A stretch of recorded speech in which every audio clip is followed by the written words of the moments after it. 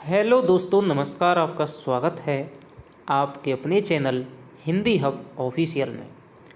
तो आज हम दोस्तों जयशंकर प्रसाद जी की पुरस्कार कहानी को बहुत ही विस्तार के साथ में समझते हुए अध्ययन करने वाले हैं। ये कहानी आपके आरपीएससी फर्स्ट ग्रेड के सिलेबस में, इसके अलावा आरपीएससी असिस्टेंट प्रोफेसर के सिलेबस में लगी हुई है। यदि इस कहानी के बारे में मैं आपको कुछ बातें बताऊं तो जयशंकर प्रसाद के, जैसा कि आपको पता होगा कि 5 कहानी संग्रह प्रकाशित हुए थे। छाया, प्रतिध्वनि, आकाशदीप, आंधी, इंद्रजाल। तो उनका जो चौथा कहानी संग्रह है आंधी, वो 1931 में प्रकाशित हुआ था। और इस कहानी में दोस्तों, इस कहानी संग्रह में 11 आपकी कहानियाँ थी, जिनमें से 11वीं कहानी आपकी पुरस्कार है। चौथा कहानी संग्रह में, आंधी कहानी संग्रह में 1931 में जो प्रकाशित हुआ था, उसमें 11 कहानियाँ हैं, जिसमें 11वीं कहानी है वो पुरस्कार है। इसी कहानी संग्रह में आपके मधुआ जैसी शानदार कहानी है, और नीरा, घीसू, इस प्रकार की कहानियाँ 3-4 जो प्रसिद्ध कहानियाँ मानी जाती हैं, वो इसी आंधी कहानी संग्रह में प्रकाशित है। तो अब हम पुरस्कार के बारे में बात करें। ये दोस्तों आदर्शवादी कहानी कही जा सकती है, आदर्शवादी कहानी कही जा सकती है। इसके अलावा रामचंद्र तिवारी ने अपने हिंदी गद्य साहित्य में इसे रोमांटिक या स्वच्छंदतावादी कहानी भी माना है। ठीक, या स्वच्छंदतावादी।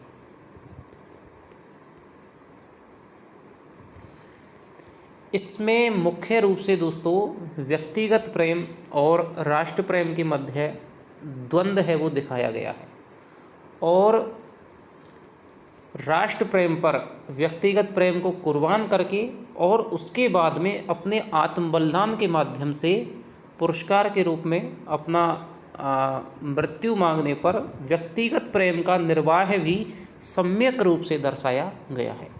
तो यहाँ पर प्रसाद जी हैं वो, जो इस कहानी की जो पात्र है मधुलिका, वो व्यक्तिगत प्रेम और पहले तो व्यक्तिगत प्रेम और राष्ट्र प्रेम के द्वंद्व में जूझती है, और फिर बाद में राष्ट्र प्रेम को महत्ता देती है, और फिर अपनी मृत्यु मांग करके अपने व्यक्तिगत प्रेम का भी निर्वाह कर लेती है। तो ये इस कहानी का मुख्य उद्देश्य है, थीम है। इस कहानी की यदि थोड़ी सी मैं आपको सारांश है वो सुनाऊं, तो सारांश ये है कि वर्षा ऋतु है वो आरंभ हो गई है। आर्द्रा नक्षत्र है वो लगा हुआ है, और जिस समय खेतों में क्या है, बुवाई का समय होता है, जो कि अब इस समय चल रहा है। और उस समय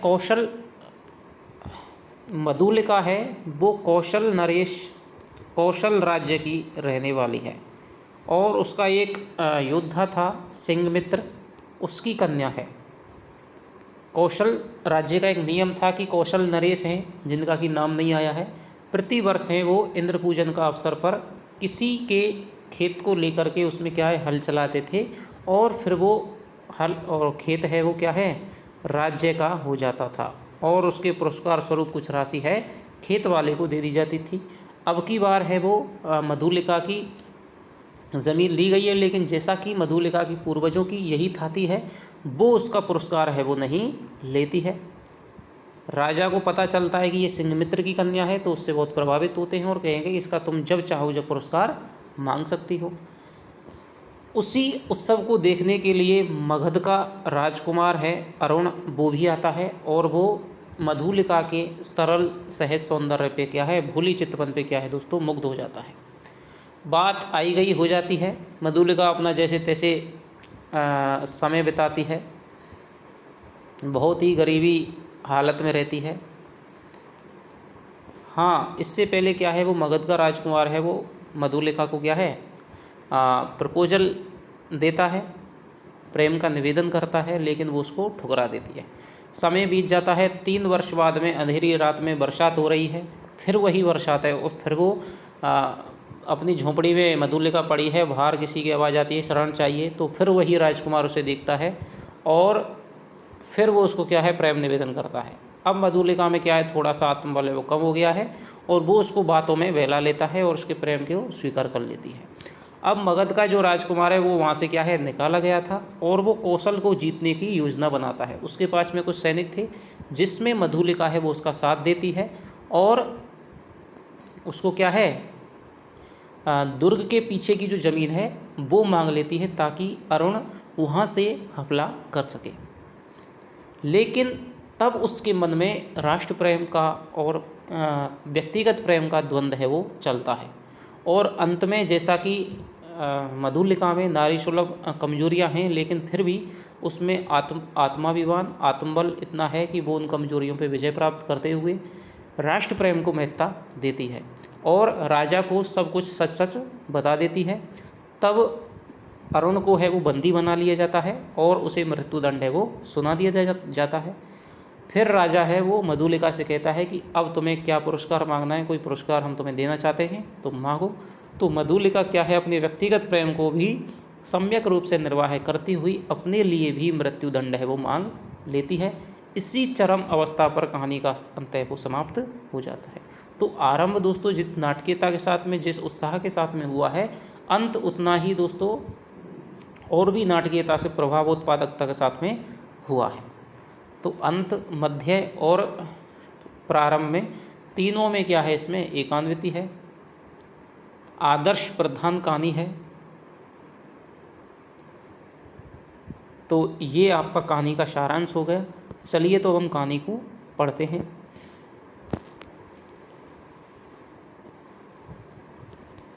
ये प्रसाद जी का क्या है परिचय है, जो आप साहित्य के अंतर्गत पढ़ सकते हैं। उनकी रचनाएं जैसे कि आप जानते हैं कामायनी है, महाकाव्य, आंसू है खंडकाव्य, झरना 1918 में, लहर 1933 में, प्रेम पथिक, कानन कुसुम उनके प्रमुख काव्य हैं। उन्होंने चंद्रगुप्त, स्कंदगुप्त, अजातशत्रु नाटक लिखे हैं। उपन्यास कंकाल, तितली, इरावती जो कि अपूर्ण है के अतिरिक्त कई संग्रहों में आंधी, प्रतिध्वनि, आकाशदीप, देवव्रत की भी इन्होंने रचना की है। महाकाव्य कामायनी के कारण इन्हें बहुत प्रसिद्धि मिली। हिंदी साहित्य जगत इनका सदैव ऋणी रहेगा। तो ये बहुत ही सरल सा इनका परिचय है।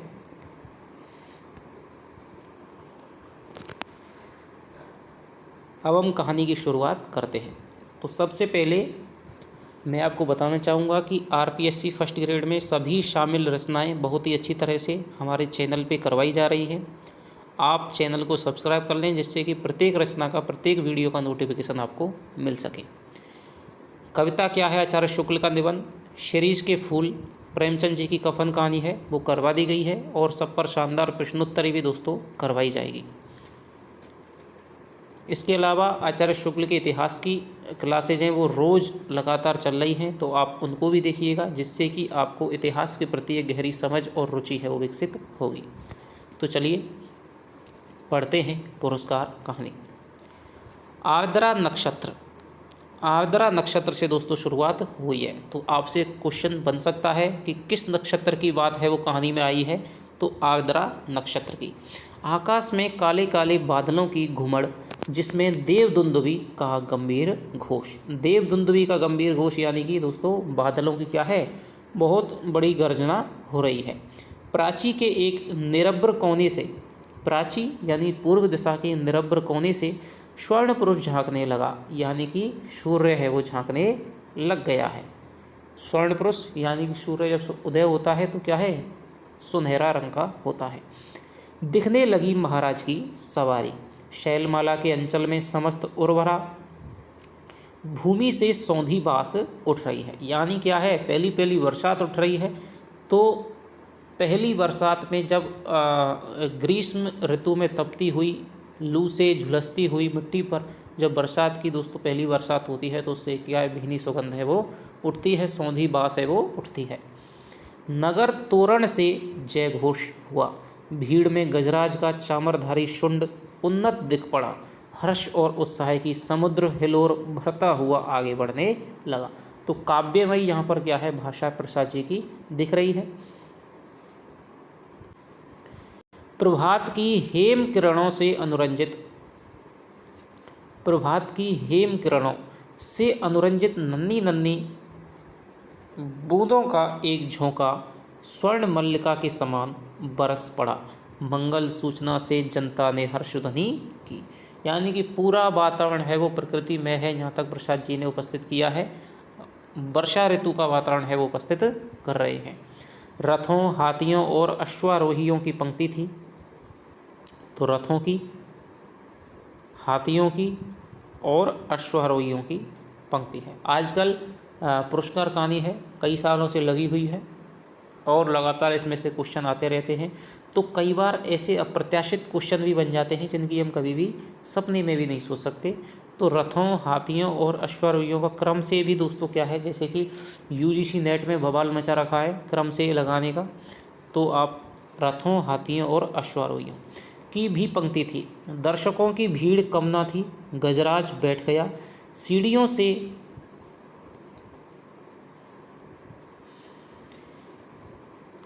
सीढ़ियों से महाराज उतरे। यानी गजराज पे कौन बैठे हुए हैं, महाराज बैठे हुए हैं। सौभाग्यवती और कुमारी सुंदरियों के दो दल, आम्र पल्लवों से सुशोभित मंगल कलश और फूल कुमकुम खीलों से भरे हुए ताल मधुर गान करते हुए आगे बढ़े।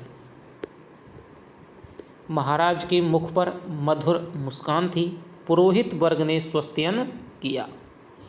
स्वर्ण रंजित हल्की मूठ पकड़कर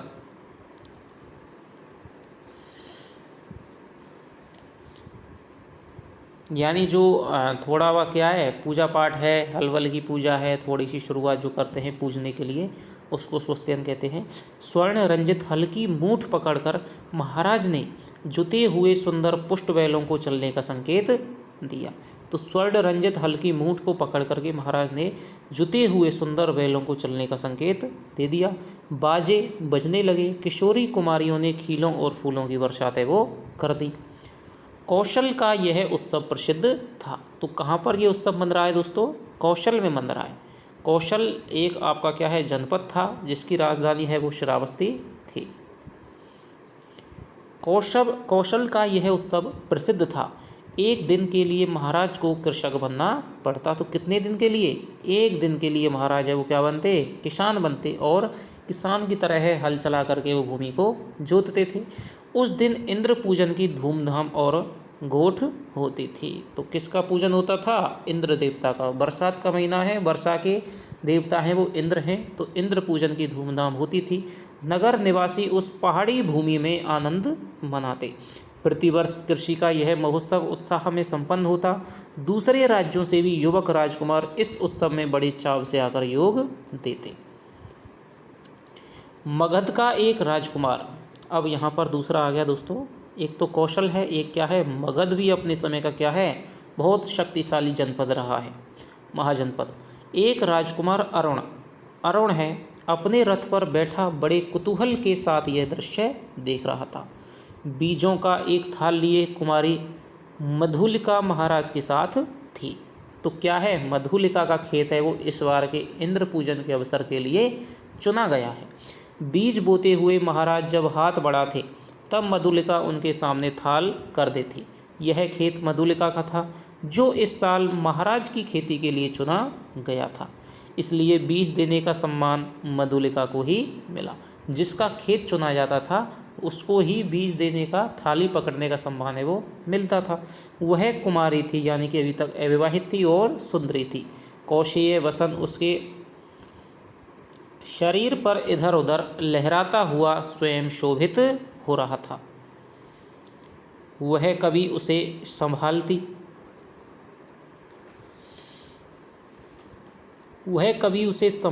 कभी अपनी रूखी अलकों को।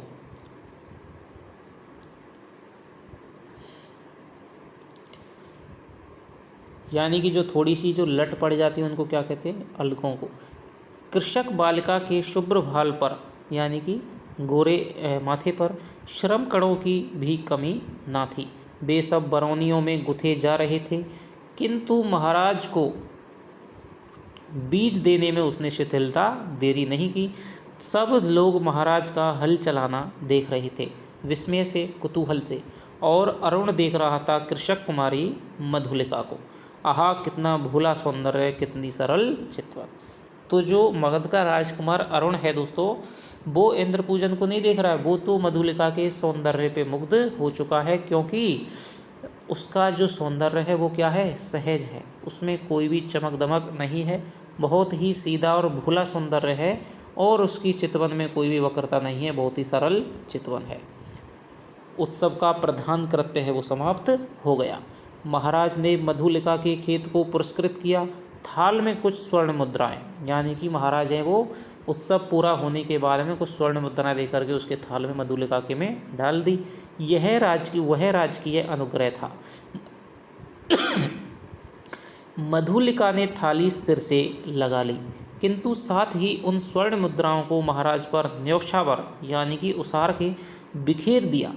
मधुलिका की उस समय की ऊर्जस्वित मूर्ति लोग आश्चर्य से देखने लगे, यानी कि इतना उसमें आत्मबल था कि पूर्वजों की थाती को, एकमात्र धरोहर को वो क्या है, पैसों के बल पे बेचना नहीं चाहती थी। उसने महाराज के क्या है, उसको न्योछावर किया और उसको क्या है, खेत में बिखेर दिया। महाराज की भ्रकुटी भी जरा चढ़ी थी कि मधुलिका ने सबने कहा कि देव, यह मेरे पितामहों की भूमि है, इसे बेचना अपराध है, इसलिए मूल्य स्वीकार करना मेरी सामर्थ्य से बाहर है। तो क्यों उसने मूल्य अस्वीकार कर दिया? क्योंकि पितरों की भूमि को बेचना क्या है, मधुलिका के अनुसार अपराध है। महाराज के बोलने के पहले ही वृद्ध मंत्री ने तीखे स्वर में कहा, अबोध, क्या बक रही है? राज की अनुग्रह का तिरस्कार? तेरी भूमि से चौगुना मूल्य है। तो कितना मूल्य है? वृद्ध मंत्री के अनुसार महाराज द्वारा दिया गया धन मधुलिका के खेत का कितना मूल्य है? चौगुना मूल्य है। फिर कौशल का तो यह सुनिश्चित राष्ट्रीय नियम है, तू आज से राजकीय रक्षण पाने की अधिकारिणी हुई। यानी कि आज तेरा खेत है वो राजा जी ने ले लिया है, राजकीय अनुग्रह में आ गया है, संरक्षण में आ गया है, तो तू भी क्या है, आज से जो भी है तेरा खर्चा पानी है, जो भी आपका संरक्षण किया जाएगा वो क्या है, राजकीय रक्षण आपका किया जाएगा, उसकी तू अधिकारिणी हो गई है। इस धन से अपने को सुखी बना। तो ये किसका कथन है? वृद्ध मंत्री का। तू आज से राजकीय रक्षण पाने की अधिकारिणी हुई, किसका कथन है? वृद्ध मंत्री का। राजकीय रक्षण की अधिकारिणी तो सारी प्रजा है मंत्रीवर। महाराज को भूमि समर्पण करने में तो मेरा कोई विरोध ना था और ना है, किंतु मूल्य स्वीकार करना असंभव है। मधुलिका उत्तेजित हो उठी। महाराज के संकेत करने पर मंत्री ने कहा कि देव, वाराणसी युद्ध के अन्यतम वीर सिंहमित्र की एकमात्र कन्या है। तो किसकी है? सिंहमित्र की कन्या है, जो कि किस युद्ध में लड़ा था? वाराणसी के युद्ध में। महाराज चौंक उठे। सिंहमित्र की कन्या, जिसने मगध के सामने कौशल की राज रख ली थी, उसी वीर की मधुलिका कन्या है। मगध से क्या है, कौशल का युद्ध हुआ था, यानी कि कौशल है और जो मगध है आपस में क्या है, प्रतिद्वंदी राज्य हैं, शत्रु हैं आपस में। और वाराणसी में युद्ध हुआ था, इसलिए उसका नाम क्या है, वाराणसी युद्ध है। मगध के सामने कौशल की राज रख ली थी किसने? सिंहमित्र ने। उसी वीर की मधुलिका कन्या है। हाँ देव, मंत्री ने सबने कहा। इस उत्सव के परंपरागत नियम क्या है मंत्रीवर? महाराज ने पूछा।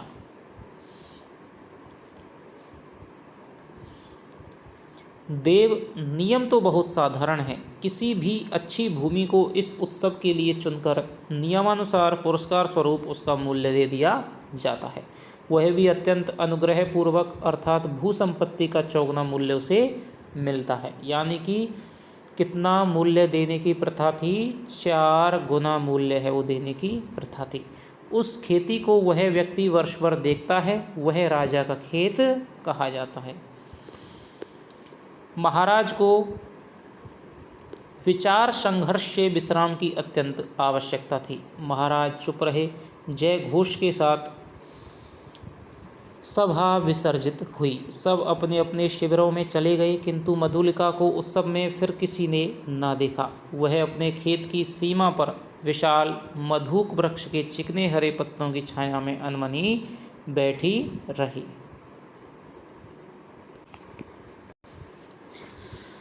तो उसके बाद है वो मधुलिका क्या है, अपने खेत पे एक विशाल वृक्ष लगा हुआ था, मधुक वृक्ष, जिसे कि क्या है, महुए का पेड़ है वो कहा जाता है।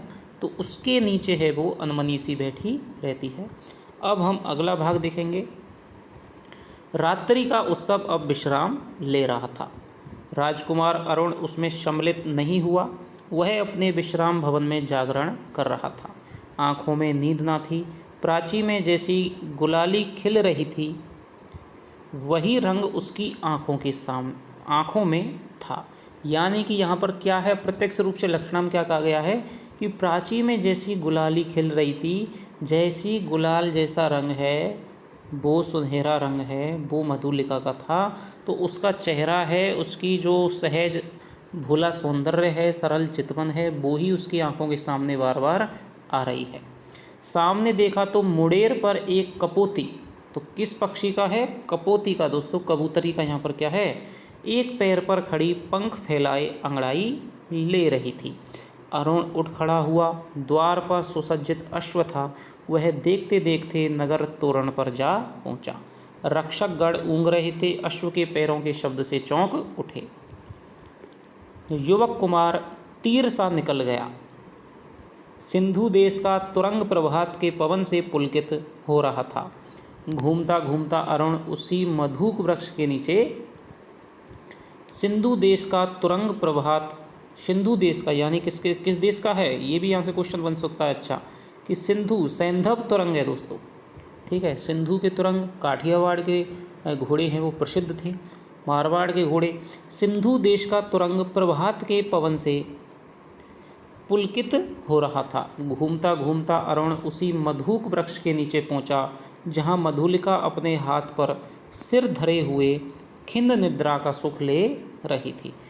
अरुण ने देखा एक छिन्न माधवी लता वृक्ष की शाखा से च्युत होकर पड़ी है। यानी कि छिन्न माधवी लता वृक्ष की शाखा से च्युत होकर के पड़ी है।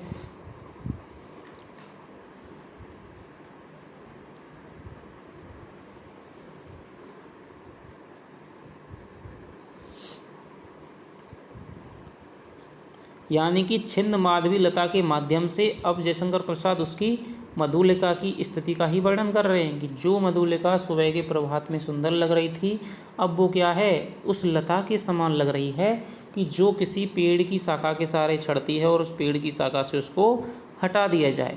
पेड़ की शाखा ही जिसका सहारा हो और उसी सहारे को उससे छीन लिया जाए, तो जिस प्रकार से लता सूख जाती है, उस प्रकार कुम्हला जाती है, उसी प्रकार की मधुलिका है वो लग रही है। सुमन मुकुलित, भ्रमर निष्पन्द थे। सुमन क्या है, मुकुलित थे और भ्रमर है वो निष्पन्द थे। अरुण ने अपने अश्व को मौन रहने का संकेत किया उस सुषमा को देखने के लिए, परंतु कोकिल है वो बोल उठा। अब यहाँ पर देखिए, कोकिल यानी कोयल, और कोयल है वो क्या है, स्त्रीलिंग है। लेकिन प्रसाद जी ने जहाँ पर भी कोयल कोकिल शब्द का प्रयोग किया है, वो पुल्लिंग के अर्थ में किया है, ये है। तो इसमें आपको दिक्कत लेने की ज़रूरत नहीं है।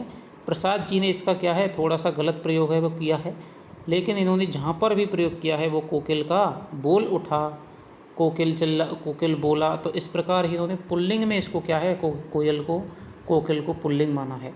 जैसे उसने अरुण से प्रश्न किया, छी, कुमारी के सोए हुए सौंदर्य पर दृष्टिपात करने वाले धृष्ट तुम कौन। मधुलिका की आंखें खुल पड़ीं। उसने देखा एक अपरिचित युवक। वह संकोच से उठ बैठी। भद्रे, तुम ही ना कल के उत्सव की संचालिका रही हो। उत्सव? हाँ, उत्सव ही तो था कल। उस सम्मान क्यों आपको कल का स्वप्न सता रहा है? भद्र, आप क्या मुझे इस अवस्था में संतुष्ट ना रहने देंगे? मेरा हृदय तुम्हारी उस छवि का भक्त बन गया है। देवी, तो ये किसका कथन है? अरुण का कथन है।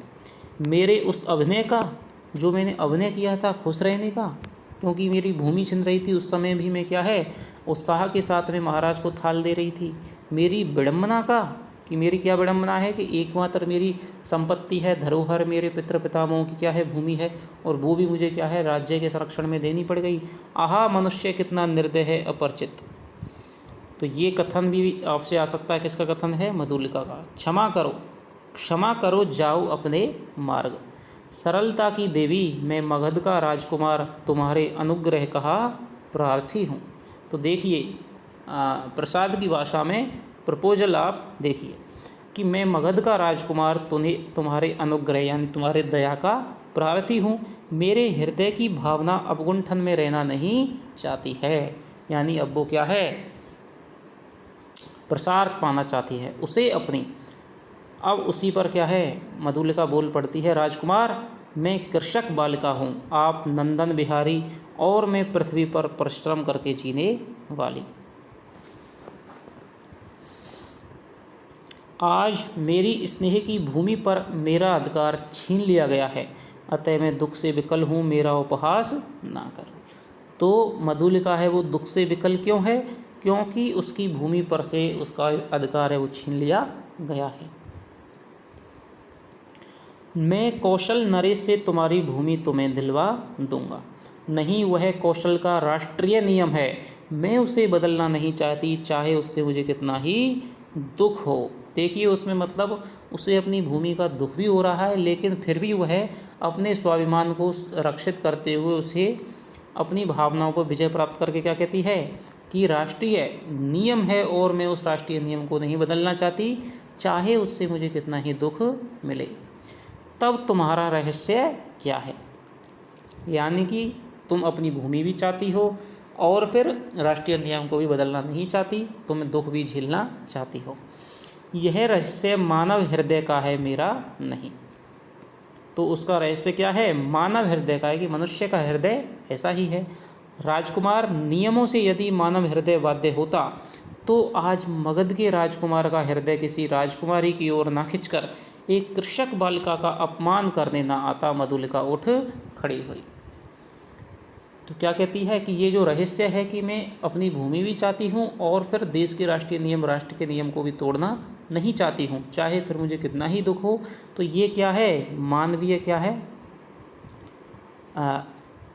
मानवीय वस्तु है। और यदि मानव का हृदय नियमों से बांधा होता कि भाई राष्ट्रीय नियम है ये कह दिया और फिर उसको क्या है दुख भी ना हो, तो तुम्हारा हृदय है जो आज मुझ पर क्या है आ गया है, वो नियम के हिसाब से तो किसी राजकुमारी पे आना चाहिए था, क्योंकि तुम मगध के राजकुमार हो।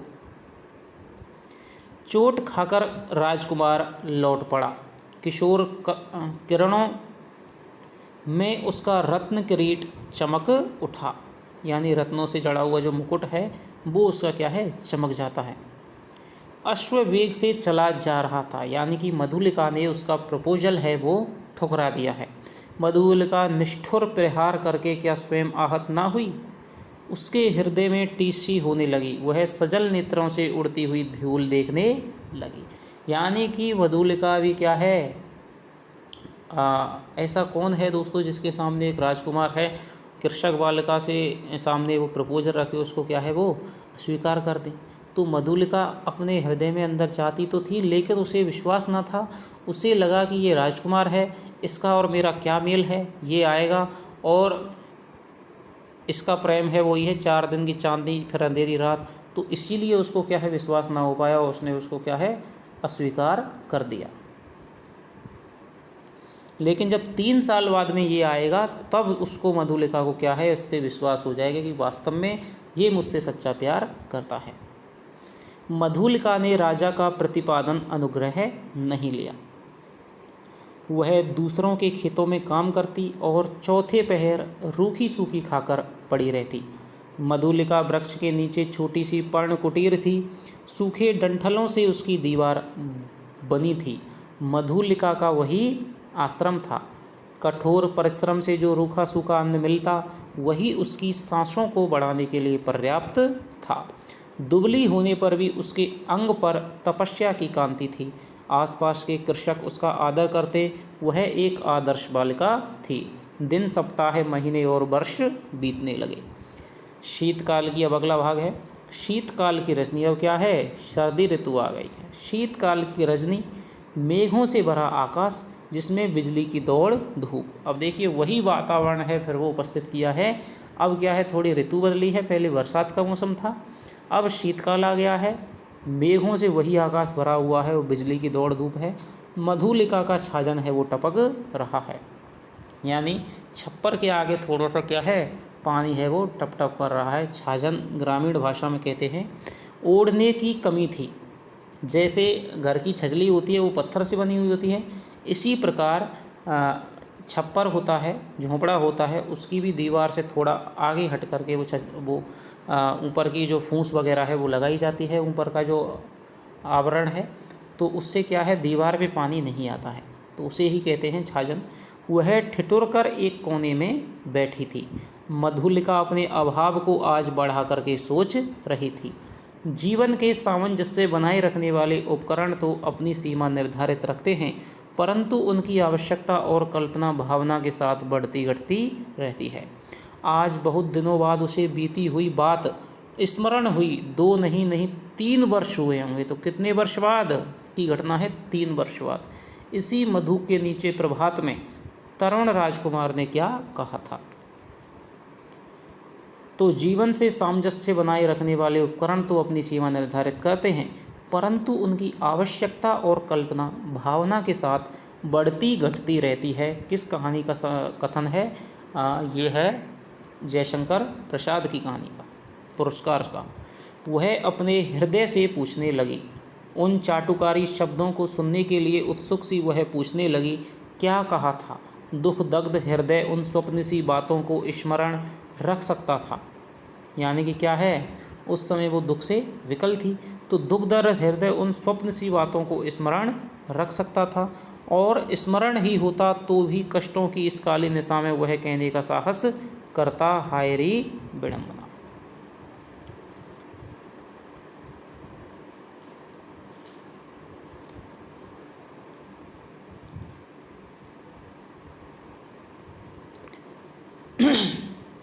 यानी अब वह सोच रही है कि क्या विडंबना थी बताओ, आज मैं वो चाहती हूँ कि आज कोई राजकुमार मुझसे, यदि आज कोई आए और मेरे सामने प्रेम निवेदन करे। यानी कि वो अभावों से क्या है, थोड़ी सी विकल हो गई है, त्रस्त हो गई है।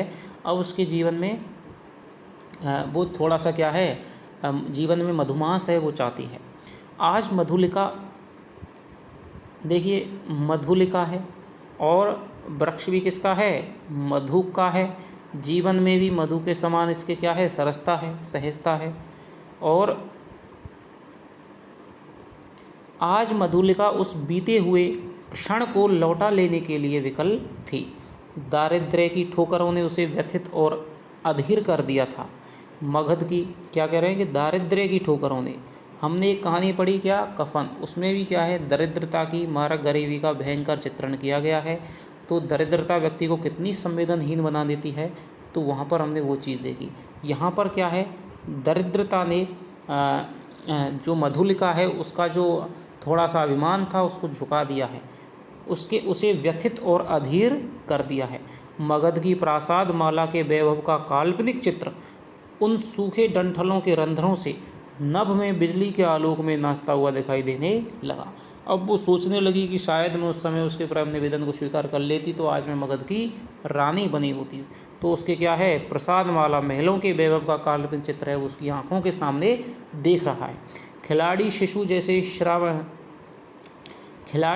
जैसे श्रावण की संध्या में जुगनू को पकड़ने के लिए हाथ लपकता है, वैसे ही मधुलिका मन ही मन में कह रही थी, अभी वह निकल गया। वर्षा ने भीषण रूप धारण किया, गड़बड़ाहट बढ़ने लगी। गड़गड़ाहट है ये, गड़गड़ाहट बढ़ने लगी। ओले पड़ने की संभावना। मधुलिका अपनी जर्जर झोंपड़ी के लिए कांप उठी। ओले बढ़ने की संभावना से मधुलिका अपनी जर्जर झोंपड़ी के लिए कांप उठी। सहसा बाहर कुछ शब्द हुआ। कौन है यहाँ, पथिक को आश्रय चाहिए। यानी कि बाहर है वही राजकुमार खड़ा हुआ है अरुण, तो वो क्या कह रहा है, कौन है यहाँ कोई अंदर है, पथिक को आश्रय चाहिए। मधुलिका ने डंठलों का कपाट खोल दिया, बिजली चमक उठी, उसने देखा कि एक पुरुष घोड़े की डोर पकड़े खड़ा है। सहसा वे चिल्ला उठे, राजकुमार। मधुलिका, आश्चर्य से युवक ने कहा। एक क्षण के लिए सन्नाटा छा गया। मधुलिका अपनी कल्पना को सहसा प्रत्यक्ष देख करके चकित हो गई। इतने दिनों के बाद आज फिर? अरुण ने कहा। कितना समझाया मैंने, परंतु। मधुलिका अपनी दयनीय अवस्था पर संकेत करने देना नहीं चाहती थी। उसने कहा, और आज आपकी यह क्या दशा है? सिर झुकाकर अरुण ने कहा, मैं मगध का विद्रोही निर्वासित कौशल में जीविका खोजने आया हूँ। यानी कि क्या है, राजकुमार ने मगध में क्या विद्रोह कर दिया है, इसलिए उसको विद्रोह के आरोप में उसको निर्वासित राज्य से क्या है, निकाल दिया गया है। अब वो कौशल में क्या है, जीविका करने आया है। लेकिन उसका स्वप्न है, वो उसका जो वो उद्देश्य है वो कुछ अलग है। मधुलिका उस अंधकार में हंस पड़ी। मगध के विद्रोही राजकुमार का स्वागत करे। एक अनाथनी कृषक बालिका, यह भी एक विडंबना है, तो भी मैं स्वागत के लिए प्रस्तुत हूँ। अब अगला भाग है। शीतकाल की निस्तब्ध रजनी, कोहरे से चांदनी, हाड़ कँपा देने वाला समीर, तो भी अरुण और मधुलिका पहाड़ी गहवर यानी कि पहाड़ी के गुफा के नीचे के द्वार पर वट वृक्ष के नीचे बैठे हुए बातें कर रहे हैं। तो एक तो मधु का वृक्ष आता है और एक यहाँ पर वट वृक्ष आ रहा है। मधुलिका की वाणी में उत्साह है। अब देखिए, जीवन में क्या है, उत्साह आ गई है, तरंग आ गई है, किंतु अरुण जैसे अत्यंत सावधान होकर बोलता। मधुलिका ने पूछा, तो सावधानी ये किसकी है? क्योंकि उसका उद्देश्य है, वो उस उद्देश्य के लिए मधुलिका को अपना क्या है, साधन बनाना चाहता है। मधुलिका ने पूछा, जब तुम इतनी विपन्न अवस्था में हो तो फिर इतने सैनिकों को साथ रखने की क्या आवश्यकता है? बाहुबल ही तो वीरों की आजीविका है। किसका कथन है? ये है अरुण का कथन है। ये मेरे जीवन मरण के साथी हैं। तो कौन है? सैनिक। भला मैं इन्हें कैसे छोड़ देता और करता ही क्या? क्योंकि इन्हीं ने तो क्या है, विद्रोह करने में मेरा साथ दिया। जब इन्होंने कठिन समय की घड़ी में मेरा साथ नहीं छोड़ा तो मैं इन्हें कैसे छोड़ देता? क्यों? हम लोग परिश्रम से कमाते और खाते हैं, तो तुम नहीं कमा सकते। भूल ना करो, मैं अपने बाहुबल पर भरोसा करता हूँ, नए राज्य की स्थापना कर सकता हूँ, निराश क्यों हो जाऊँ? अरुण के शब्दों में कंपन था। वह जैसे कुछ कहना चाहता था पर वह कह ना सकता था।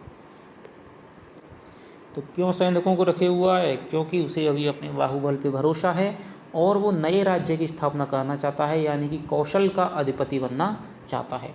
नवीन राज्य? ओहो, तुम्हारा उत्साह तो कम नहीं। भला कैसे? कोई ढंग तो बताओ, मैं भी कल्पना का आनंद ले लूँ। कल्पना का आनंद नहीं मधुलिका, मैं तुम्हें राजरानी के समान सिंहासन पर बिठाऊंगा। तुम अपने छिने हुए खेत की चिंता करके भयभीत हो। एक क्षण में सरल मधुलिका के मन में प्रमाद का अंधड़ बहने लगा। यानी जो नारी सुलभ कमजोरियां हैं दोस्तों, देखिए उन्हीं के आवेश में बद्ध होती हुई ये क्या है, अरुण के बहकावे में आ जाती है। अंधड़ बहने लगा, द्वंद्व मच गया। उसने सहसा कहा, आहा, मैं सचमुच आज तक तुम्हारी प्रतीक्षा करती थी राजकुमार। अरुण डिठाई से उसके हाथों को दबाकर बोला, तो मेरा भ्रम था, तुम सचमुच मुझसे प्यार करती हो। युवती का वक्षस्थल फूल उठा। वह हाँ भी नहीं कह सकी और ना भी नहीं। अरुण ने उसकी अवस्था का अनुभव कर लिया। कुशल मनुष्य के समान उसके अवसर को हाथ से ना जाने दिया। यानी कि उसे लगा कि अब ये क्या है, मेरे कहवे में आ गई है, मेरी बातों में आ गई है। तो कुशल मनुष्य के समान उसने अवसर को हाथ से ना जाने दिया। तुरंत बोल उठा, तुम्हारी इच्छा हो तो प्राणों से पण लगाकर मैं तुम्हें इस कौशल के सिंहासन पर बिठा दूं मधुलिके। अरुण के खड़ का आतंक देखोगी। मधुलिका एक बार कांप उठी। वह कहना चाहती थी नहीं, किंतु उसके मुख से निकला क्या? तो ये द्वंद्व को चित्रित कर रहे हैं। सत्य मधुलिका, कौशल नरेश तभी से तुम्हारे लिए चिंतित हैं। यह मैं जानता हूँ। तुम्हारी साधारण सी प्रार्थना वे स्वीकार ना करेंगे। और मुझे भी यह विदित है कि कौशल के सेनापति अधिकांश सैनिकों के साथ पहाड़ी दस्युओं का दमन करने के लिए बहुत दूर चले गए हैं। तो यहाँ से जो क्वेश्चन है वो 2022 की फर्स्ट ग्रेड में दोस्तों आ चुका है कि जो सैनिक है वो कहाँ पर गए थे, तो दस्युओं का दमन है वो करने के लिए बहुत दूर चले गए थे। मधुलिका की आंखों के आगे बिजलियां हंसने लगी। दारुण भावना से उसका जो मस्तक है वो झंकृत हो उठा। अरुण ने कहा, तुम बोलती नहीं हो, जो कहोगे वह करूँगी, मंत्रमुग्ध सी मधुलिका ने कहा। आगे का भाग है। स्वर्ण मंच पर कौशल नरेश अर्धनिद्रित अवस्था में आंखें मुकुलित किए हुए हैं। एक चामर धारणी युवती पीछे खड़ी अपनी कलाई बड़ी कुशलता से घुमा रही है। चामर के शुभ्र आंदोलन उस कोष्ठ में धीरे धीरे संचालित हो रहे हैं। तांबूल वाहिनी प्रतिमा के समान दूर खड़ी है। तांबूल कहते हैं पान को।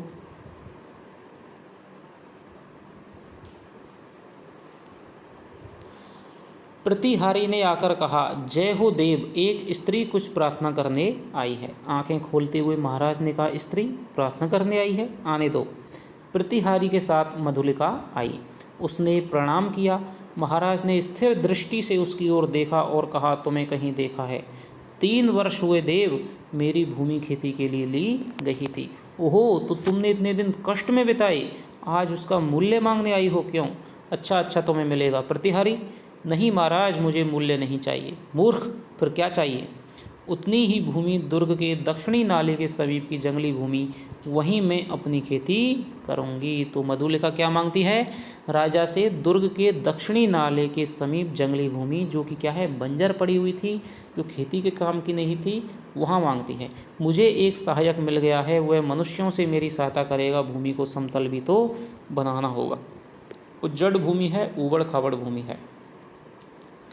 महाराज ने कहा, कृषक बालके, वह बड़ी ऊबड़ खाबड़ भूमि है, तिस पर वह दुर्ग के समीप एक सैनिक महत्व रखती है। फिर निराशा से लौट जाऊं? सिंह मित्र की कन्या, मैं क्या करूं? तुम्हारी ये प्रार्थना। राजा भी क्या है, द्वंद्व में पड़ गया है, क्योंकि एक तो सिंह मित्र का उस पर क्या है, कर्ज है, उसका भार है, और उसका मधुलिका खेत लिया है, और उसने भी क्या है, उसका मूल्य नहीं लिया, तो उसका भी उस पर भार है। देव जैसी आज्ञा हो, जाओ तुम श्रमजीवियों को उसमें लगाओ। मैं अमात्य को आज्ञा पत्र देने का आदेश करता हूँ। जय हो देव, कहकर प्रणाम करती हुई मधुलिका राजमंदिर के बाहर आई। दुर्ग के दक्षिण भयावने नाले के तट पर घना जंगल है। आज मनुष्यों के पद संचार से शून्यता भंग हो रही थी। अरुण के छिपे हुए मनुष्य स्वतंत्रता से इधर उधर घूमते थे। झाड़ियों को काटकर पथ बन रहा था। नगर दूर था, फिर उधर यूं ही कोई नहीं आता था, फिर अब तो महाराज की आज्ञा से वह मधुलिका का अच्छा सा खेत बन रहा था। तब इधर की किसको चिंता होती। एक घने कुंज में अरुण और मधुलिके एक दूसरे को हर्षित नेत्रों से देख रहे हैं। संध्या हो चली थी। उस निबिड़ वन में उस नवागत मनुष्यों को देखकर पक्षीगण अपनी नीड़ को लौटते हुए देख कोलाहल कर रहे थे। तो पक्षीगण हैं वो क्यों कोलाहल कर रहे हैं? नवागत मनुष्यों को देखकर। प्रसन्नता से अरुण की आंखें चमक उठीं। सूर्य की अंतिम किरणें झुरमुट में घुसकर मधुलिका के कपोलों से खेलने लगीं। अरुण ने कहा, 4 प्रहर और विश्राम करो, प्रभात में ही इस जीर्ण कलेवर कौशल राष्ट्र की राजधानी श्रावस्ती में तुम्हारा अभिषेक होगा। मगध से निर्वासित मैं एक स्वतंत्र राष्ट्र का अधिपति बनूंगा। मधुलिकी तो क्या कह रहा है कि 4 पहर के बाद में जो ये जीर्ण है, यानी कि बहुत ही कमज़ोर पड़ गया है कौशल राज्य, क्योंकि जब सिंहमित्र था तब तो उसने मगध को हरा दिया था, लेकिन अब वो बहुत ही क्या है, जीर्ण पड़ गया। और सेनापति भी क्या है, अपने सैनिकों को लेकर के पहाड़ी दस्युओं का दमन करने के लिए बहुत दूर गए हैं। भयानक अरुण, तुम्हारा साहस देखकर मैं चकित हो रही हूँ। केवल 100 सैनिकों से तुम, तो कितने सैनिक हैं अरुण के पास? 100 सैनिक हैं। ये क्वेश्चन बहुत ही शानदार है दोस्तों, बन सकता है। रात की तीसरे पहर में मेरी विजय यात्रा होगी। तो किसरे कौन से पहर में? तीसरे पहर में। तो तुमको इस विजय पर विश्वास है? अवश्य। तुम अपनी झोंपड़ी में यह रात बिताओ, प्रभात से तो राजमंदिर ही तुम्हारी लीला निकेतन बनेगा। यानी सुबह से तो क्या है, तुम महल में ही राजरानी के पद पर अभिषिक्त होगी। मधुलिका प्रसन्न थी, किंतु अरुण के लिए उसकी कल्याण कामना सशंक थी। वह कभी कभी उद्विग्न सी होकर बालकों के समान प्रश्न कर बैठती। अरुण उसका समाधान कर देता। सहसा कोई संकेत पाकर उसने कहा, अच्छा अंधकार अधिक हो गया, अभी तुम्हें दूर जाना है और मुझे भी प्राणपण से इस अभियान के प्रारंभिक कार्यों को अर्धरात्रि तक पूरा कर लेना चाहिए। तब रात्रि भर के लिए विदा मधुलिकी। क्या कहता है कि मुझे अभियान के जो प्रारंभिक कार्य हैं, अपना जो भी हमें शुरुआत के लिए क्या क्या कैसे करना है, क्या योजना बनानी है, अर्धरात्रि तक वो हमें पूरी कर लेनी चाहिए। मधुलिका उठ खड़ी हुई, कटीली झाड़ियों से उलझती हुई क्रम से बढ़ने वाले अंधकार में वह झोंपड़ी की ओर चली। पथ अंधकार में था और मधुलिका का हृदय भी निबिड़तम से घिरा हुआ था। अब देखिए, मधुलिका के जो हृदय की स्थिति है वही वातावरण के बाहर की स्थिति है कि मधुलिका का हृदय भी क्या है, घने अंधकार से घिरा हुआ है, क्योंकि उसमें क्या है, व्यक्तिगत प्रेम और राष्ट्र प्रेम का द्वंद्व है वो चल रहा है। उसका मन सहसा विचलित हो उठा, मधुरता नष्ट हो गई। जितनी सुख कल्पना थी वह जैसे अंधकार में विलीन होने लगी। वह भयभीत थी कि पहले वह उसे अरुण के लिए उत्पन्न हुआ, यदि वह सफल ना हुआ तो अरुण भी जाएगा और मधुलिका भी देशद्रोह के अपराध में फांसी चढ़ेगी। फिर सहसा सोचने लगी, वह क्यों सफल हो, श्रावस्ती दुर्ग एक विदेशी के अधिकार में क्यों चला जाए। मगध कौशल का चिरशत्रु, ओहो उसकी विजय, कि भाई जब उसका पिता है, उसका बाप है, वो मगध से युद्ध लड़ते हुए क्या जिसने वीरगति पाली, अब उसी मगध का एक कौशल का चिरशत्रु, उसी मगध का एक आदमी, उसका विद्रोही, अब वो कौशल पर अधिकार कर ले, तो ऐसा तो कभी नहीं हो सकता। कौशल नरेश ने क्या कहा था, सिंहमित्र की कन्या, सिंहमित्र कौशल का रक्षक वीर, उसी की कन्या आज क्या करने जा रही है। नहीं नहीं, मधुलिका मधुलिका, उसके अंदर की आवाज़ है वो बोल रही है, जैसे उसके पिता उस अंधकार में पुकार रहे हों। वह पगली की तरह चिल्ला उठी और रास्ता भूल गई। एक रात पहर बीत चली, पर मधुलिका अपनी झोंपड़ी तक ना पहुंची। वह उधेड़ बुन में विक्षिप्त सी चली जा रही थी। उसकी आंखों के सामने कभी सिंहमित्र और कभी अरुण की मूर्ति अंधकार में चित्रित होती जाती। यानी सिंहमित्र हैं जो कि उसे राष्ट्र प्रेम के लिए ललकार रहे हैं, और अरुण की जो मूर्ति है वो उसे व्यक्तिगत प्रेम है वो उसकी अपनी तरफ है वो खींच रही है। उसके सामने आलोक दिखाई पड़ा। वह बीच पथ से खड़ी हो गई। प्राय 100 उल्काधारी अश्वारोही चले आ रहे थे और आगे आगे एक वीर अधेड़ सैनिक था। यानी कि यहाँ पर भी क्या है, 100 उल्काधारी हाथ में मशाल लिए हुए अश्वारोही में चले आ रहे हैं। उसके बाएं हाथ में अश्व का बलगा और दाहिने हाथ में नग्न खड्ग था। अश्व की नकेल थी, दाहिने हाथ में क्या है, नग्न खड्ग था। अत्यंत धीरता से वह टुकड़ी अपने पथ में चल रही थी, परंतु मधुलिका बीच पथ से हिली नहीं। प्रमुख सैनिक पास आ गया, पर मधुलिका भी नहीं हटी। सैनिक ने अश्व रोककर कहा, कौन? कोई उत्तर नहीं मिला। तब तक दूसरे अश्वारोही ने कड़क कर कहा, तू कौन है स्त्री? कौशल के सेनापति को शीघ्र उत्तर दे। तो दूसरा सैनिक कौन है? वो है अधेड़ सैनिक, यानी वृद्ध सेनापति। रमणी जैसे विकारग्रस्त स्थिति में चिल्ला उठी, बांध लो मुझे, मेरी हत्या करो, मैंने अपराधी ऐसा किया है। सेनापति हंस पड़े, बोले, पगली है। पगली नहीं, यदि पगली होती तो इस विचार वेदना क्यों होती। सेनापति, मुझे बांध लो, राजा के पास ले चलो। क्या है, स्पष्ट कह। श्रावस्ती के दुर्ग पर एक पहर में दस्युओं के हस्तगत हो जाएगा। कि कौशल की जो राजधानी है श्रावस्ती, उसका जो दुर्ग है वो एक प्रहर में दस्युओं के हस्तगत हो जाएगा, यानी उनके हाथ में चला जाएगा। दक्षिणी नाले के पार उनका आक्रमण होगा। सेनापति चौंक उठे। उन्होंने आश्चर्य से पूछा, तू क्या कह रही है? मैं सत्य कह रही हूँ, शीघ्रता करो। सेनापति ने 80 सैनिकों को नाले की ओर धीरे धीरे बढ़ने की आज्ञा दी और स्वयं 20 अश्वारोहियों के साथ दुर्ग की ओर बढ़े। मधुलिका एक अश्वारोही के साथ बांधी गई। तो क्या है, अरुण के पास भी क्या है, 100 सैनिक थे, सेनापति के पास भी 100 सैनिक हैं। 80 सैनिक तो उसने क्या है, दक्षिणी नाले की तरफ भेज दिए, और 20 सैनिकों को लेकर है खुद वो दुर्ग की तरफ बढ़ा। अगला भाग, श्रावस्ती का दुर्ग कौशल राष्ट्र का केंद्र इस रात्रि में अपने विगत वैभव का स्वप्न है वो देख रहा था। भिन्न राजवंशों ने उसके प्रांतों पर अधिकार जमा लिया है। यानी क्या कह रहा है कि अब वो जीर्ण शीर्ण हो गया है, उसकी इतनी शक्ति नहीं रह गई है। और उसका सेनापति भी देखिए दोस्तों, प्रसाद जी ने क्या है, वृद्ध दिखाया है। राजा को भी निद्रा में मग्न बताया है। अब वह केवल कई गांवों का अधिपति है, फिर भी उसके साथ कौशल के अतीत की स्वर्ण गाथाएँ लिपटी हैं। वह लोगों की ईर्ष्या का कारण है। जब थोड़े से अश्वारोही बड़े वेग से आते हुए दुर्ग द्वार पर रुके, तब दुर्ग के प्रहरी चौंक पड़े। उल्का के आलोक में उन्होंने सेनापति को पहचाना। द्वार खुला, सेनापति घोड़े की पीठ से उतरे। उन्होंने कहा, अग्निसेन। तो दोस्तों, दुर्ग में कितने सैनिक होंगे? तो दुर्ग का जो प्रहरी है तो किससे कहता है, उसका नाम क्या है? अग्निसेन।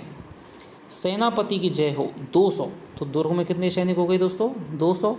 100 सेनापति के पास हैं, उन्हें शीघ्र ही एकत्र करो। तो देखो सैनिक शक्ति भी कितनी रह गई है, मात्र 300 सैनिक हैं, परंतु बिना किसी शब्द के। 100 को लेकर तुम शीघ्र ही चुपचाप दुर्ग के दक्षिण की ओर चलो। आलोक और शब्द ना हो, ना तो कोई आवाज़ होनी चाहिए, ना ही कोई लौ है या प्रकाश होना चाहिए।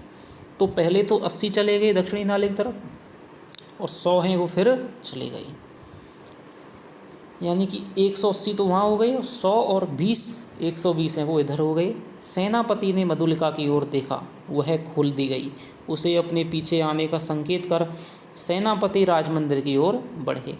प्रतिहारी ने सेनापति को देखते ही महाराज को सावधान किया। वह अपनी सुख निद्रा के लिए प्रस्तुत हो रहे थे। पहले भी इन्हें सोते हुए दिखाया जा ऊँघ रहे थे, अब यहाँ पर भी क्या है, सुख निद्रा के लिए, यानी कि क्या है, तभी तो इसकी जो शक्ति है वो कम रह गई है। किंतु सेनापति और साथ ही मधुलिका को देखते ही चंचल हो उठे।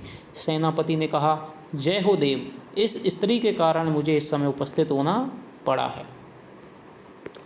महाराज ने स्थिर नेत्रों से देखकर कहा, सिंहमित्र की कन्या फिर यहाँ क्यों? क्या तुम्हारा क्षेत्र यानी कि खेत नहीं बन रहा? कोई बाधा? सेनापति, मैंने दुर्ग के दक्षिणी नाले के समीप की भूमि से दी है। क्या उसी संबंध में तुम कहना चाहते हो? देव, किसी गुप्त शत्रु ने उसी ओर से आज की रात में दुर्ग पर अधिकार कर लेने का प्रबंध किया है, और इसी स्त्री ने मुझे पथ में ये संदेश दिया है। राजा ने मधुलिका की ओर देखा, वह काँप उठी, घृणा और लज्जा से गड़ी जा रही थी। राजा ने पूछा, मधुलिका, यह सत्य है? हाँ देव। राजा ने सेनापति से कहा, सैनिकों को एकत्र करके तुम चलो, मैं आता हूँ। सेनापति के चले जाने पर राजा ने कहा, सिंहमित्र की कन्या, तुमने एक बार फिर कौशल का उपकार किया है। यह सूचना देकर तुमने पुरस्कार का काम किया है। अच्छा, तुम यहीं ठहरो, पहले उन आतताइयों का प्रबंध कर लो। अपने साहसिक अभियान में अरुण बंदी हो गया साहब, और दुर्ग उल्का के आलोक में तिरंजित हो गया, यानी कि अश्वारोहियों उसने अरुण को बंदी बना लिया, और उल्का के आलोक में यानी कि खुशी की लहर वो यहाँ पर दौड़ गई। भीड़ ने जय घोष किया, सबके मन में उल्लास था। श्रावस्ती दुर्ग आज एक दस्यु के हाथ में जाने से बचा। आबाल वृद्ध नारी आनंद से उन्मत्त हो उठे, यानी कि आबाल वृद्ध, बच्चे से लेकर बूढ़े तक नारी हैं, आनंद से क्या है, उन्मत्त हो उठे, पागल हो गए। उषा के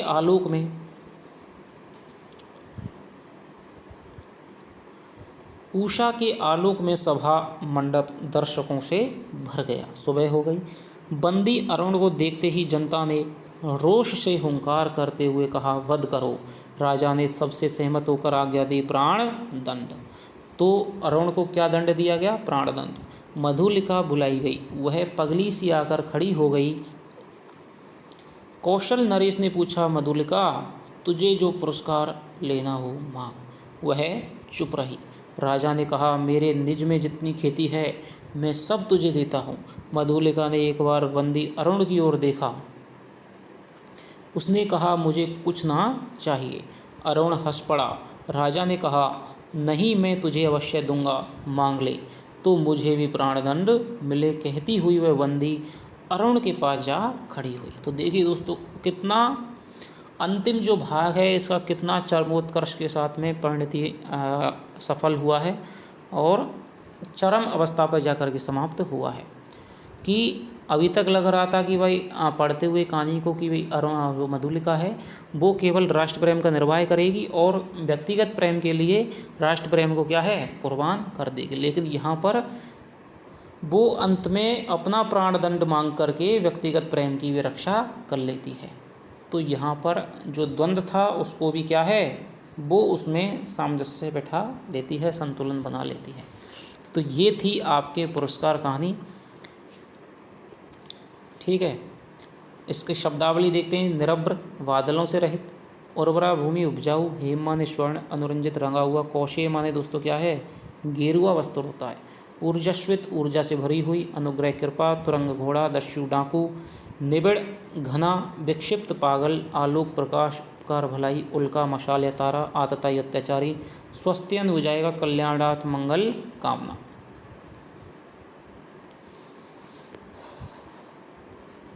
तो ये आपकी पुरस्कार कहानी हो गई। इसकी दोस्तों जो शानदार प्रश्नोत्तरी है, हालांकि जितने जितने मुख्य मुख्य क्वेश्चन बन रहे हैं वो भी मैंने आपको अभी पढ़ाते हुए बता दिए गए हैं, लेकिन इन सबको वस्तुनिष्ठ प्रश्नों के रूप में और इसके तथ्यों से संबंधित, इसकी समीक्षा से संबंधित जितने भी क्वेश्चन इसके बनेंगे तो वो मैं आपको एक वीडियो के माध्यम से लेकर के आऊँगा। तो आशा है कि आपको ये कहानी है वो पसंद आई होगी। अन्य जो कहानियाँ और जो रचनाएं हमने पढ़ा दी हैं, आरपीएससी सेकंड ग्रेड की लगभग सारी रचनाएं हमारे चैनल पे RPSC second grade play list में पड़ी हुई हैं, आप उनको देख सकते हैं। या फिर नए तरीके से पढ़ना चाहते हैं तो आप कमेंट में करके बता सकते हैं। वीडियो के नीचे दोस्तों ज़रूर कमेंट कीजिएगा, जिससे कि हमें आपकी जो प्रतिक्रिया उसके बारे में पता चले, जिससे कि हम अपनी वीडियो को और अधिक है वो प्रभावशाली बना सकें। तो चलिए दोस्तों, मिलते हैं अगली शानदार वीडियो में। तब तक के लिए बाय बाय। जय हिंद, जय भारत।